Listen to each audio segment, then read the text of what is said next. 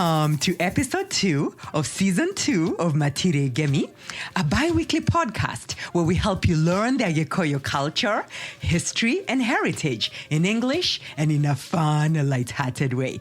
I'm Jeriwa Diho, Mojiro wa Barea Kihara, and today I'm joined by Wayaki and a special guest, Kingori Wakanyi.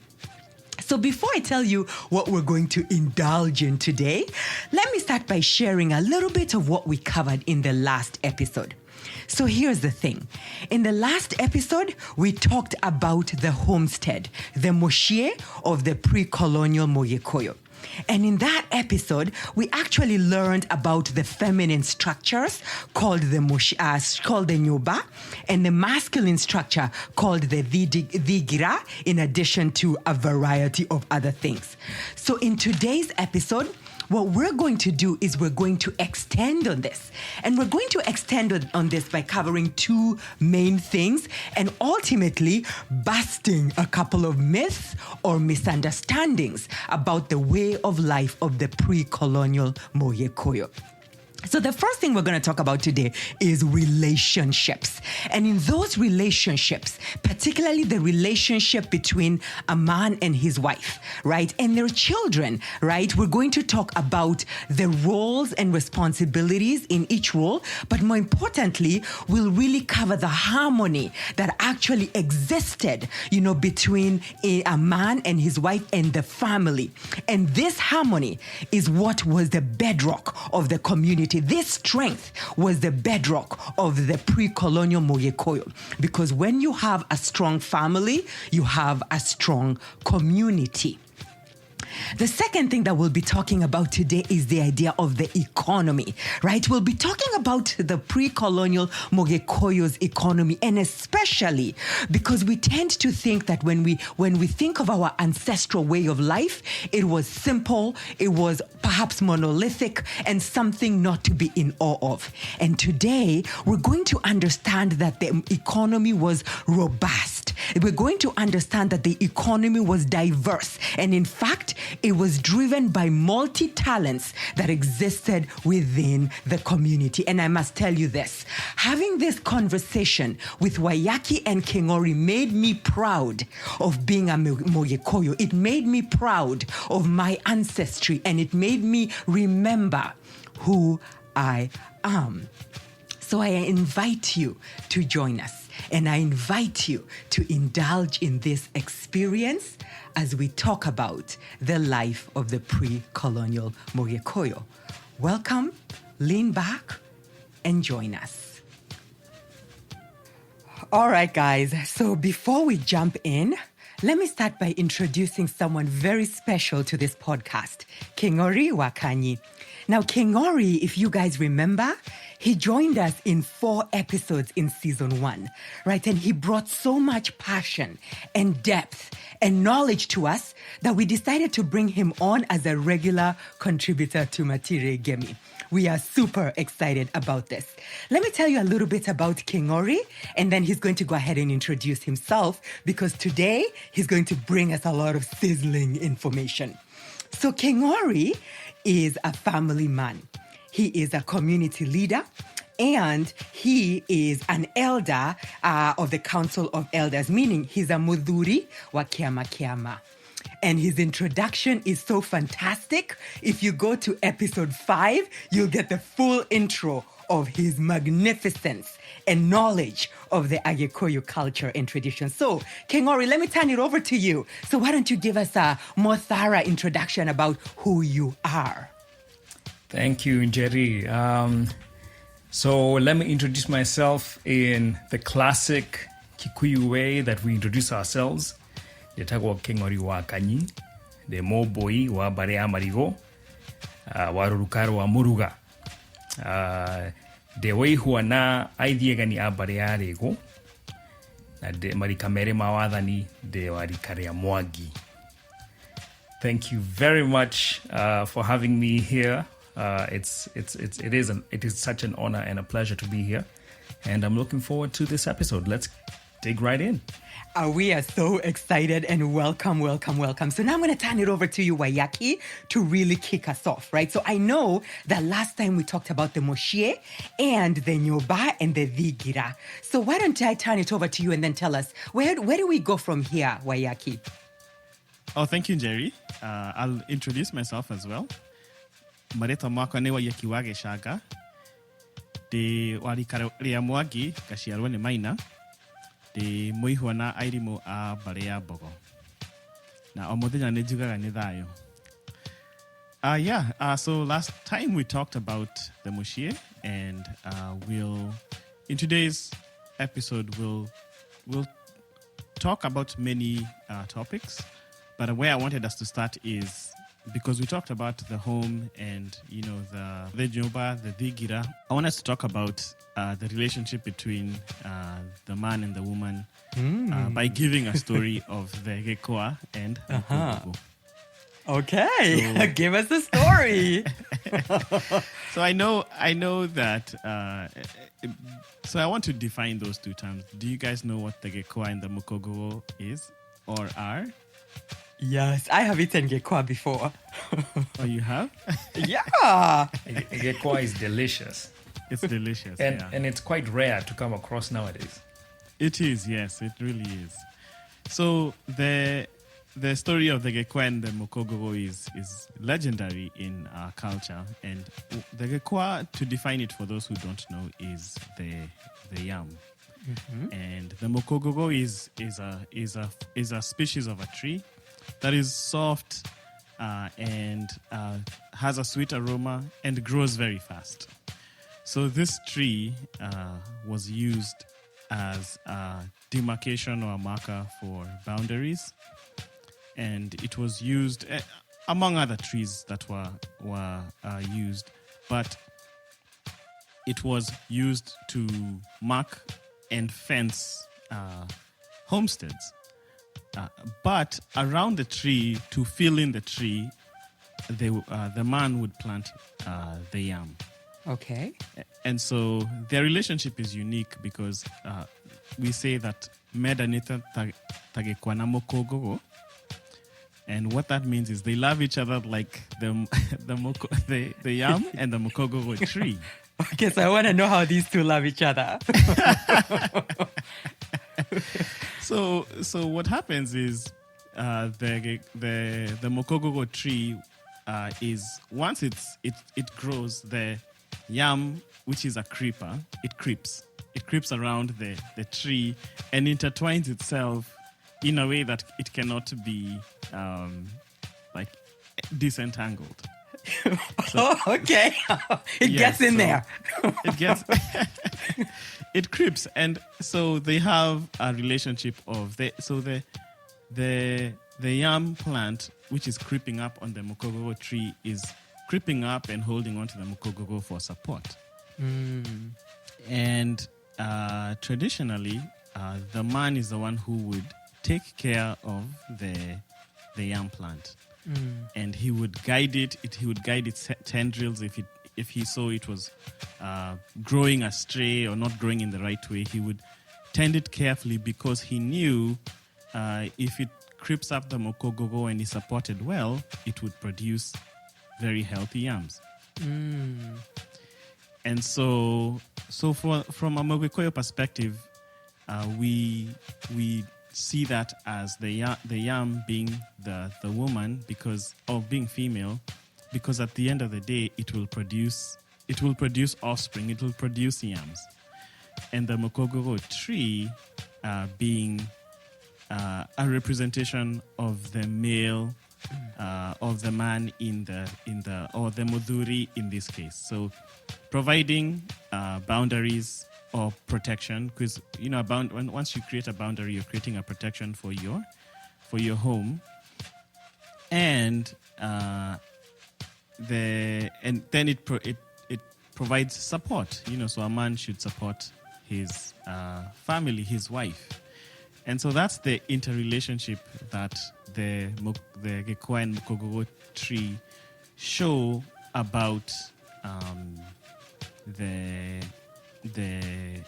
that's the relationship that is shown by the Gîkwa and the Mûkûngûgû story. So traditionally, we view the man as the provider, the support for the woman, and the woman is the producer. She bears children.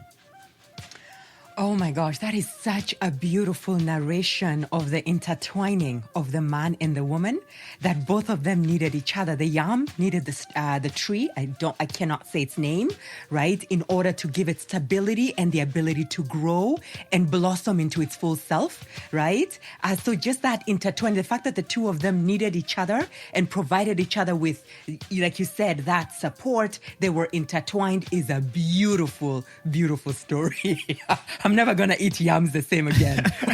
So that's great. Thank you. So, Kingori, this is such a beautiful story, but what are your thoughts? How do you react to this story? Sorry, go ahead, Wayaki. Oh, what I wanted to say is what it shows is in our culture, as much as we can view things simply, there are deep philosophies in everything that we do, and we try to live within nature. That's very key, that the Mûgîkûyû would mirror their life and not go against nature. Without saying too many words, I'll go ahead and let Kingori say something. No, you're so right. I think when you study everything that has been written and everything that has been passed down, we see that men and women had a lot more harmony than we have today. I'm sure it wasn't perfect, but sometimes you can be forgiven when you look at it and you think that there was a level of perfection that had been achieved. Because you see so much harmony between the two. There are so many writers around this that first studied the society before it was broken down by colonial pressure. And a lot of them do speak about this interaction that seemed to be very complementary between men and women.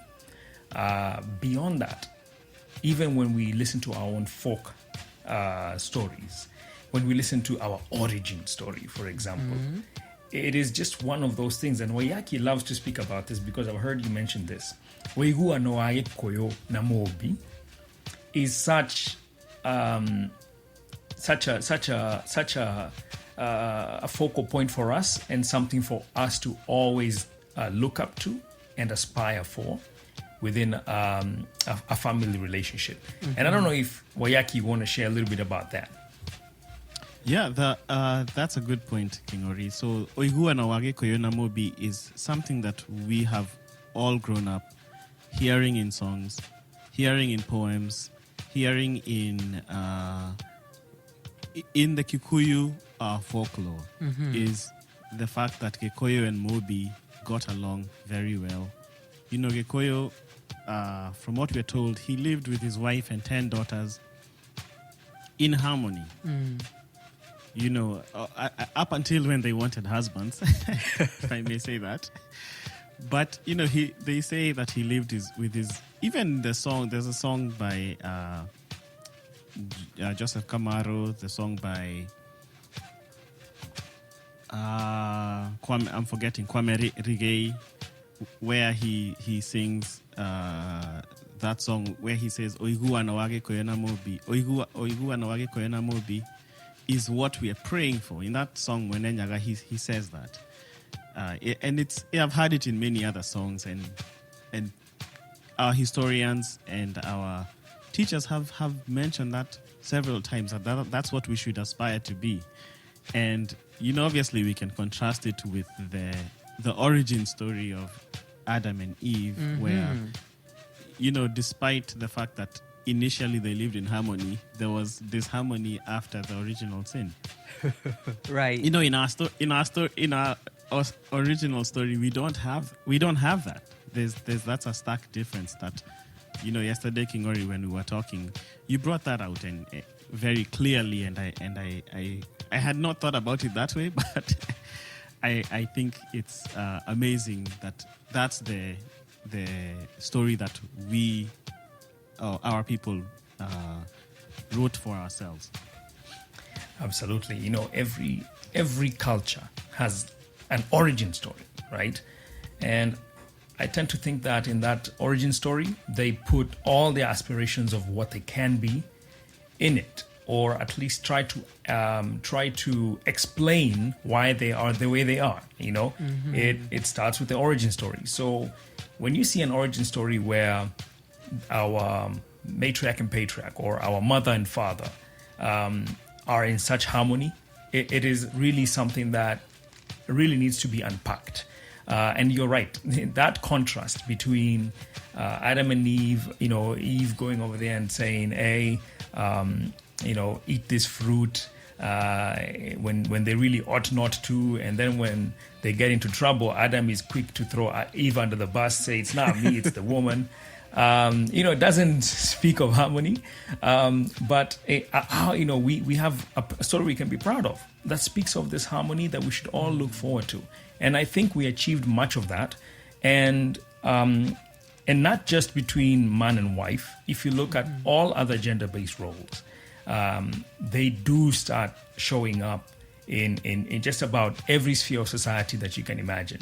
Jerry, I don't know if you've ever been to Nyeri, but if you go to Nyeri, one of the things What do you mean? My mom is from Nyeri. Oh, good. Okay, there you go. Okay, So then okay, good. So you are aware that, one of the things that happens from the moment you land in Nyeri is the greetings change. And if it's your grandmother, it's wake a shosho, right? Or you have to, or if it's your mother, wake a maito. Or if you're a lady and you're talking to a father figure, it's wake awa, and so on and so forth. By the way, there are so many of them. And you know what that tells me? That it tells me that there was a built-in level of effort to, first of all, identify, who am I talking to? Is this my mother? Is this my grandmother? Is this my father? Is this my equal? Who is this? Is this just a friend? And so from the get-go, you are challenged to identify who this person is and treat them accordingly from start to finish. You will never have this scenario where, you assumed a mother could just be talked to like a friend. You always put that into perspective, and you that was always forefront in your interaction with everyone else. So maximum respect was always accorded, and that permeates in everything.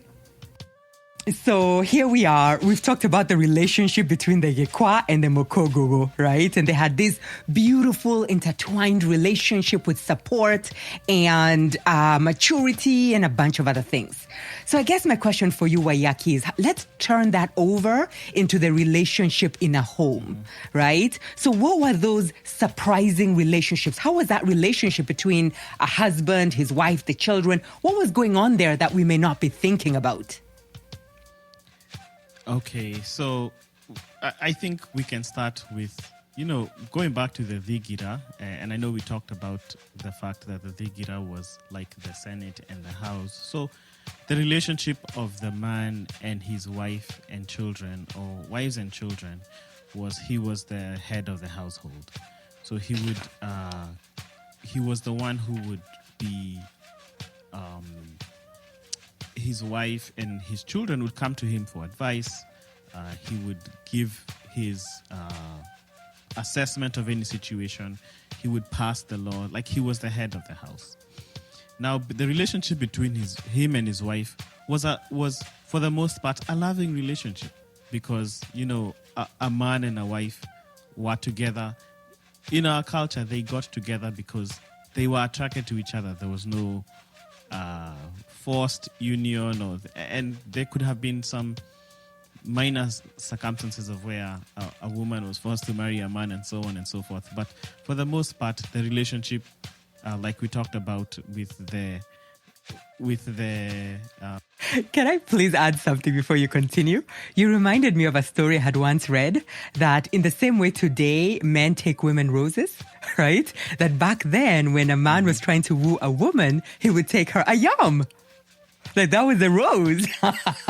So to your point, it was really a loving relationship with courtship and taking yams as a form of a flower, a rose to the girl. Yeah, Kikuyu men today not known to be very romantic. according to our modern women. But, back then, they were seen, they did those things to attract and to woo. And even during dances. Kingori, I don't know what you want to say about this. I mean, I already said Gîkwa was very tasty. That yam, you think Kikuyu women love potatoes today? You should have seen how they loved yams back then. I mean, Gîkwa was the thing, not waru. Back then it was Gîkwa. So it was very romantic. but no, but you're right. I mean, they had playful dating. And would come up, and of course they were encouraged to marry younger and settle and form families. But theirs was a free, willful union, and it was filled with love and dances and all manner of fun. And so it blossomed naturally into good relationships for the most part, like Wayaki had said. I love that. Thank you. And Wayaki, I'm so sorry if you have gotten involved. I just wanted to affirm that loving relationship piece. So go ahead and continue. Yeah, and also there's one from stories that we've heard, I'm sure Kingori may have had this. Saturday was the day that the man would sit at home with his wife, his children, and that's when he would give them kirera. He would talk, and they would talk about family matters. Anything that was going well, they would talk about it. Anything that was going not well, they would address. So Saturday was the day. It's not like today where Saturday is. It's a rest day, but people have activities. Saturday was staying at home, learning about the family, learning about the culture. It was really a day of not doing anything but, learning and listening. And in fact, even, I don't want to just say the man is the one who gave kirera, because, the Mûgîkûyû man and woman, this is how they would teach their children. It would be practical. So if a man was showing a boy how to hunt, it wouldn't be, here's a book, read about hunting or Google about hunting. It wasn't that. It was, he would be out there with his son showing him how to hunt, or showing him how to build a bow and arrow.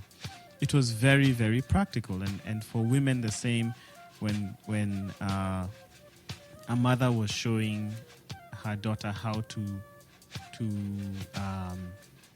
cook, or how to clean, how to take care of the compound, which is the jar, which was the domain of the woman, it would be practical. It wasn't go do this, go do that. It was, let me go and show you how to do this so that you know how to do it right. When we think about, our modern day and modern careers, any organizations that are considered the best of the best typically have a very well ingrained learning culture. And learning becomes a piece of their everyday experience or regular experience. So to hear that the Mûgîkûyû had it also built within their structure to make learning a part of the culture is just such a beautiful thing. And I have to tell you, I'm really surprised by the Saturday thing. I never knew. Like, the Saturday was the learning day, the day of rest and the day to learn. I think that is so beautiful. Right. Actually, they called it Motuaroru. Not they called it. We still call Saturday Motuaroru. Is the day you stop going to herd. That's really the term. That's a direct translation. The day where you break the herding. That means even the goats don't go out to pasture. It was a day of complete rest for the entire community, and a day of recharging, for relaxing, for getting to reconnect, for getting to do those things that you were not able to do because you were apart. Remember, we did not have a co-ed type working environment. Men and women did different things. Boys and girls did different things. Even older men and younger men versus boys or girl, women in different age groups, they followed their marogo. You might remember we talked about marogo, which are the 9 different hierarchies or different steps in one's life. All the types of work that we did and all responsibilities that we had actually followed that pattern. So of course, we were agriculturalists. That was the main thing that we did, right? But even when you look at something like, rearing of goats, for example, yes, we all say all the time that was mainly a man's affair with boys. But guess what? There was this one type of ram, a sheep, we call it doromeageshego. This one was taken care of by the woman.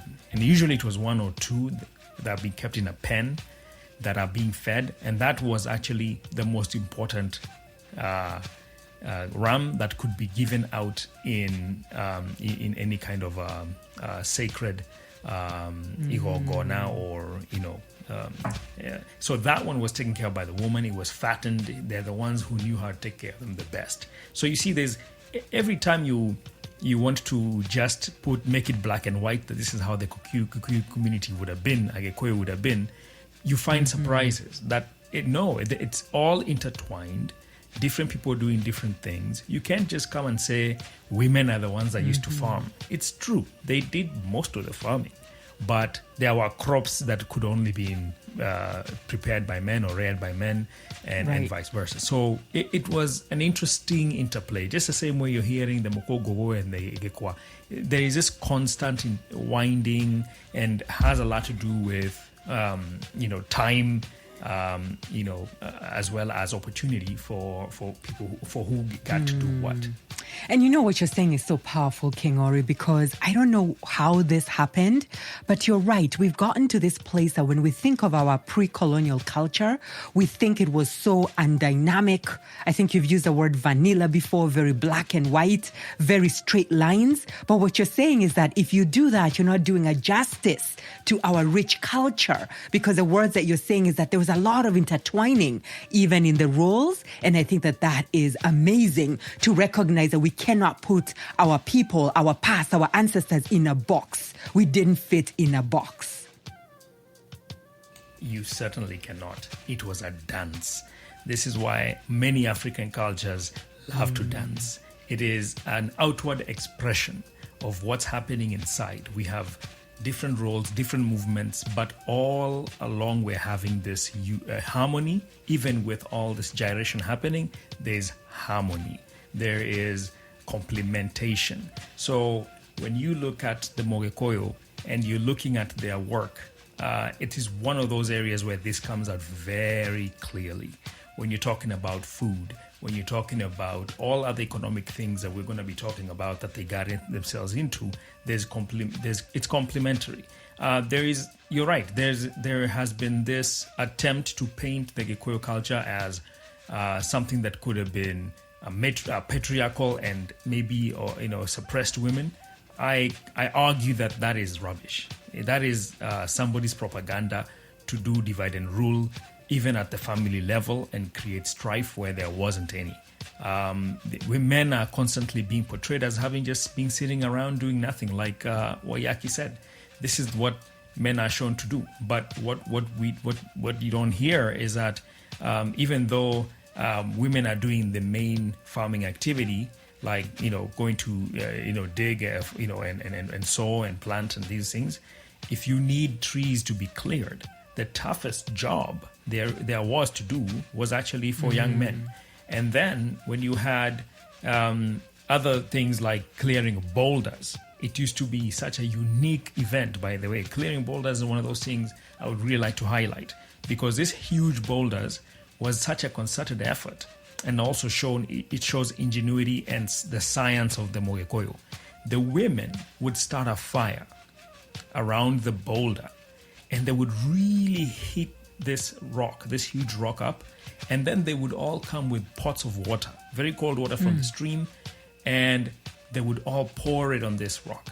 And the rock, of course, would crack and break into more manageable pieces that the young men would now come and haul away. I mean, this is how things were done. It wasn't just we sit down and watch somebody else do something. No, these were our mothers, our sisters, our grandmothers. We wanted them to succeed, and we wanted to put ourselves in good use to serve anything that it is that would have served the greater good. So and vice versa. You see, when we want this ram that should not go to the field and probably be subject to a disease or something because it was a pure one, it should be kept a very particular way. We entrusted that to our women to take care of that one and do the same. And these examples keep going on and on and on and on. Mm. Wow. Anything to add to that, Wayaki, or what else? Where do you want us to go from there? But I have to tell you that was really mind-blowing. The story of, the rock and the water was beautiful, but even, right, and the interplay of the different genders in getting a big task done, whether it's the rock that needed to be, the boulder that needed to be moved, or whether that was a special lamb that couldn't go out into the field. And I just continue to love these beautiful experiences where we see that our forefathers and foremothers really learned how to dance, like you said, King Ori. I love that so much. So Wayaki, where do you want us to go from here? Do we want to keep talking about the relationship and almost close out this topic before we move on to the next one? No, I think, if we talk about this interplay or this duality and this dynamic relationship, we could be going on for hours. So I think we need to move on to I agree. To talents. Yeah, there's so many examples like King Ori is giving of how that relationship interplayed between husband, wife, children, community. That there's so many examples that we would be here for hours. I love that. Okay, then I think let's go ahead to your point. Let's talk about the next thing that has to do with our economy, right? Because at the end of the day, we were a robust, economy, right? And we have to give credit for that. So when you think about talents, right? We think about talents and gifts today when we think about our economy and the professions that we had, right? So did that same concept of professions or talents apply? So basically, what did the Mûgîkûyû do, right, to sustain themselves from an economic perspective? I want to say, before going into the talents, that, the introduction of currency, like fiat currency. So when the British brought money as a form of exchange, it really changed the economy of the Mûgîkûyû. So that's where we started losing our talents and our gifts that we practiced. And I know King Ori will go more into depth into this, but we had artisans who would carve wood and create furniture, like the things that we see. If you went to your grandfather's house, you'd find a jongoa, a geteo, geturua. You'd find wood ornaments that were ornately done. At least I would see that at my grandfather's house. We had iron oarsmen, people who would fashion iron, or like they are called the aturi. We had folks that were professional beekeepers. That was their job because they knew the science of making honey. We had so many economic activities and talents within our community. So, medicine men and women who knew what plants to use in healing. And that was their profession. That's how they earned a living. We had hunters who would go and hunt big game and bring meat. We're primarily agriculturalists, but we had so many talents within our culture and our community that I think were lost when westernization came and you had to go and work for a mzungu to earn your keep or to pay the hard tax. So you would stop doing what you were doing before and engage in maybe being a farmhand or going to work in the ranches, and that talent would be lost. Wow. I mean, that's so interesting to think that our economy was majorly disrupted, our economic activities, through the introduction of fiat currency. I've never thought of that direct connection. I love that. King Ori, what do you have to add to this? Yeah, I mean, not just introduction of fiat currencies. Imagine introduction of taxation, introduction of just laws that were arbitrary. One of the professionals out there was actually the person who made high quality moratina that was used in magogona or ceremonies, for example. Now, moratina is something that just about every family had someone who could make it, but the moratina that would be used for certain events was a specialty, right? It was something that somebody did. Colonialism comes in, and all of a sudden, moratina becomes illegal, and if you're caught, that's something that you and the chief are going to have a problem with. And a lot of these things disappeared that way. You know, the herds, there were all these rules that came in. You can only have 5 goats per family, for example. What are you going to do with all these goats that you are assured for, which are in 30s or 100s, or all the hard work you've done? A lot of them were just confiscated, right? So a lot was done to change us. Things like aturi, who were the smiths, the metal workers. You know, there were actually 3 different types of them. They're the people who knew where to find the soil that was ferrous.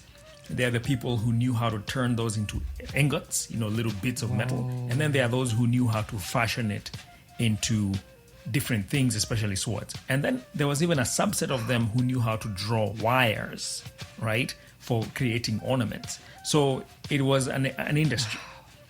And it was filled with secrecy, right? So the people who know where to get the soil, only them in their little family units who knew where, and there was apprenticeship, and really they had a guild system within those specialty, organizations that did different things.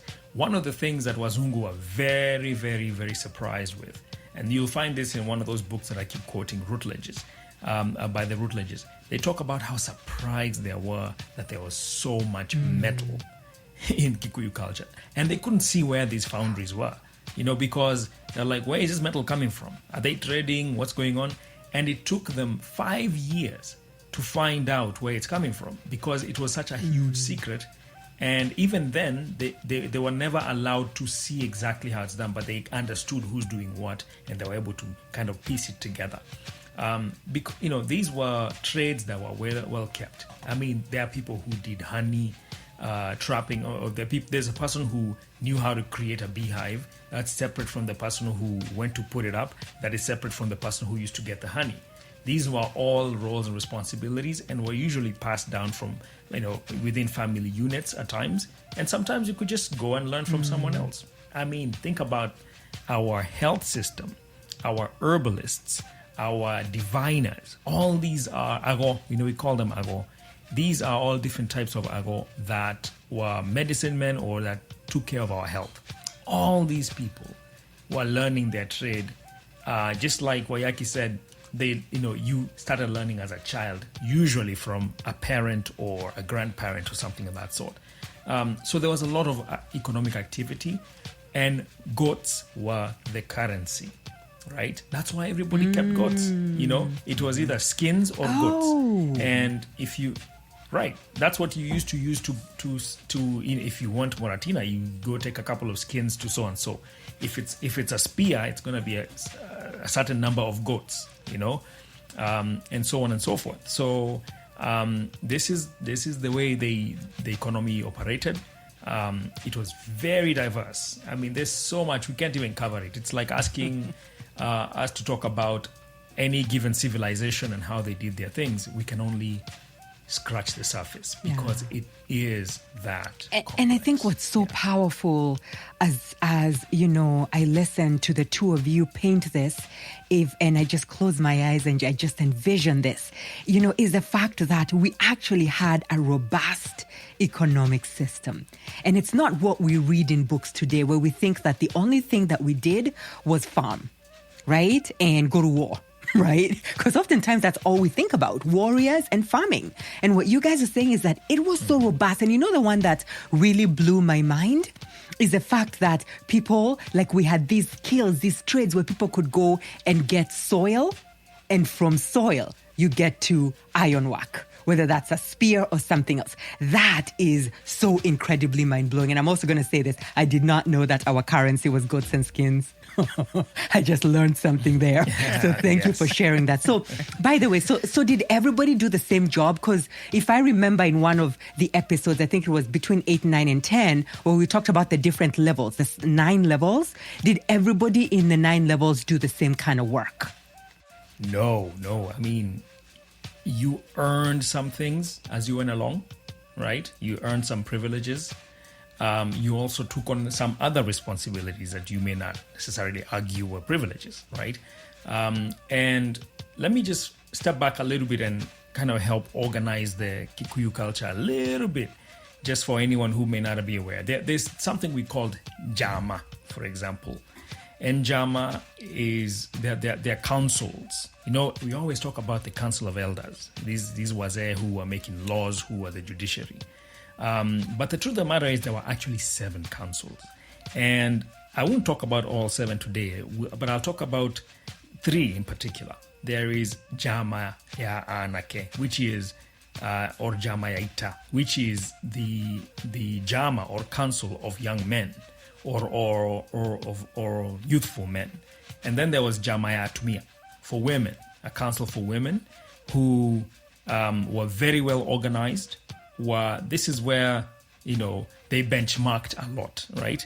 They were always trying to figure out what's the best way to deal with particular situations, what's the best way to manage certain scenarios, right? And they were also a council of a judiciary system in of themselves. So in all these jamas, and then of course I'm going to touch on the Keama, which is the council of elders for men. But in all these 3 councils, you have a scenario where you're going to learn how to be a lawyer, an advocate of sorts, and you're going to learn how to be a judge, depending on which level you are in within those councils. So even as a young man who could be 20, you have to learn how to be an advocate for a particular scenario, or even to be part of the justice administering part of it, or even to be on the executive side where you're meting out a punishment, right? All these things you're going to learn at a very young age, and you're going to use those skill sets later on in your life as you go into other councils. And we said we'll talk about those other councils another time. But I wanted to show that even with justice, the thing that we always told is just men who did.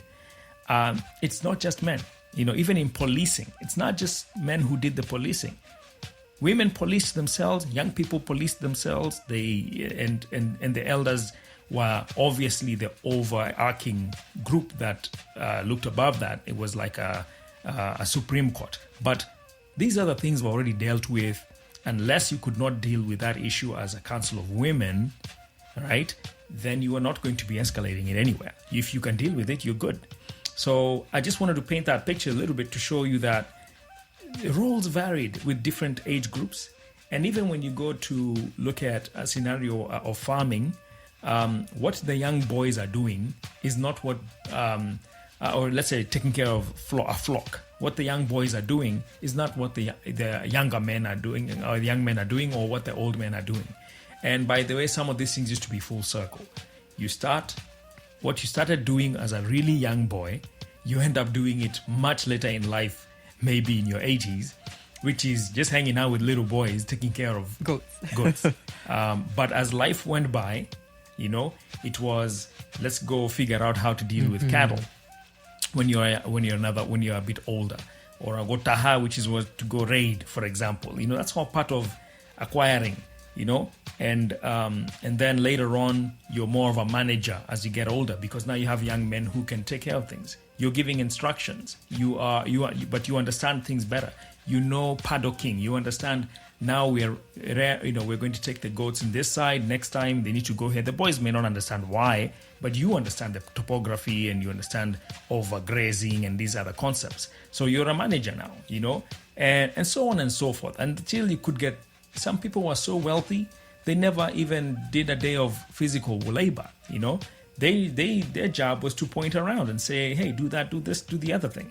Same thing with women. You don't have to be the person going to fetch firewood or to go get water in the river forever. Those roles were for younger ladies. And as time went by, the other women will pick on other responsibilities and leave the others. And by the way, the other misconception that we hear all the time is about how women were the ones that did everything that was difficult. They are carrying everything, and the young girls were always being perhaps overutilized. That's actually also not true. I mean, these same anthropologists who came to Kenya, when they recorded this information from a pure perspective before they span it, you'll see it in the books. They were saying how these young girls had so much free time and seemed to be more happier than their counterparts in England, And so, it was an interesting life. We can spend a lot of time talking about this, and I would love to. I know our time isn't always on our side, but, life was not what we imagine it was from the little snippets we've gotten from colonial law. And that is so beautiful because, when we think about, because we have this thing in this current generation where we idolize or put Western things on a pedestal, and we think that our own past did not mirror what we see today. But when I see you and I hear you guys describing these things, I'm filled with so much joy because it actually makes me realize that if we simply went back, we would be more ahead from where we are today. And let me tell you why I'm saying that. Think about the idea of leadership. What you just painted in this story is that at all levels, we had leadership, right? And it was important for everybody, men, women in their councils, to be leaders, right? I also hear you talk about the concept of hierarchy and structures. Very similar to corporate America, we have individual contributors or corporate anything, right? We have managers, we have senior leaders, and people actually progressed through those layers, right? As they earned and grew through their lives. So to look at how we were organized, that we were organized in a way back then similar to what we're aspiring to do, right? Today is just so beautiful to admire or to observe. So thank you for sharing that, Kingori. And Wayaki, what do we do with this information? So now we know that we had talents and gifts. And oftentimes they were aligned by your lineage, right? Your family, your moherega, right? So what do we do with this information? So one, I can't put it the way Kingori put it beautifully, but I think one of the conclusions and observations we should draw from the information that, we had a robust economy, we had roles and responsibilities, we had talents from, we did so many different things to create economic value, is to understand for our listeners, what did your family do? When you hear names like Moturi, Mwaneki, Meano, Keshohi, Meano, Muragori, Kerori. When you hear those names, many of those names have meanings and they come from your lineage and what you did. And, some of the problems that are affecting us today in different families comes from, lack of taking on some of those, especially the spiritual talents that we had as medicine men, medicine women. Some of the issues that are affecting us today come from not being able to or taking on those talents and continuing them because, some of those talents they're God-given and they are you're ordained to be able to practice them. So that's one. So when you hear your name, I think you should do an investigation. If you're a Muturi, you know that, maybe my family comes from the lineage of Aturi. And, find out because, you will discover and learn about yourself better if you know what your family did, what talents you possessed. And also, here's another thing. Jerry, you just said we look at Western civilization as the gold standard, but I'll just tell a little story. I'm in a group chat where they talk about Gîkûyû culture, and they sent a picture of somebody asked a question. What does Nyaroronga mean? And someone said it was an ornament that was worn on the leg by women. And then one of the participants took some screenshots of a book that they have that shows the ornaments that were worn by both men and women. And there were maybe 70 or 80 items.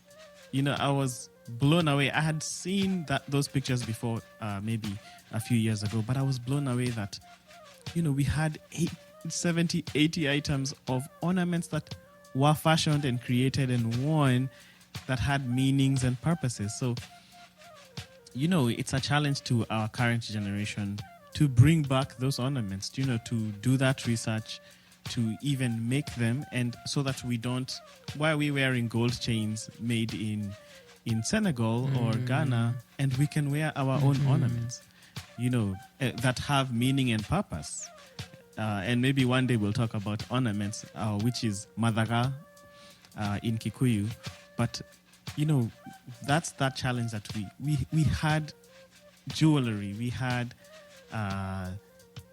and that was an industry. That was an industry that, the currency, you would pay for it in goods.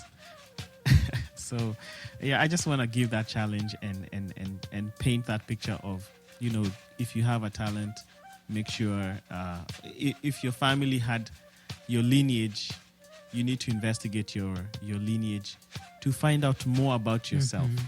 It will help you know yourself better.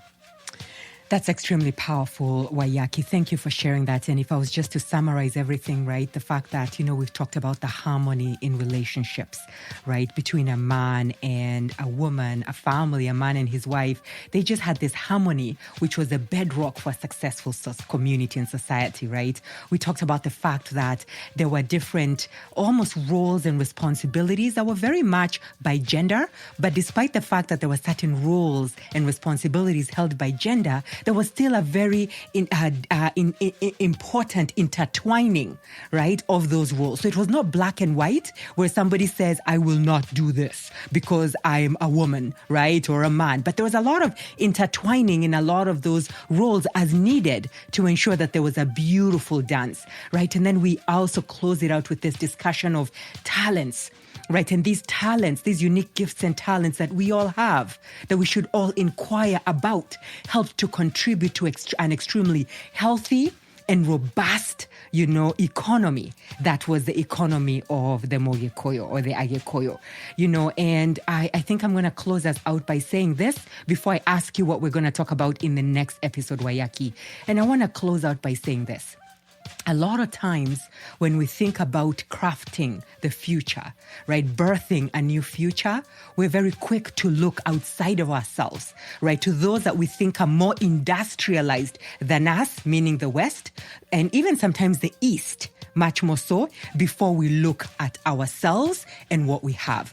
So I think the charge and the call that I would like to make here, and what I'm taking away, is that before we start crafting a future, let's start looking at the ancestral wisdom and what we can learn from our ancestral wisdom, how it can inform us as we continue to transform ourselves, our families, our communities, that there is a lot of wisdom there. Thank you so much, King Ori.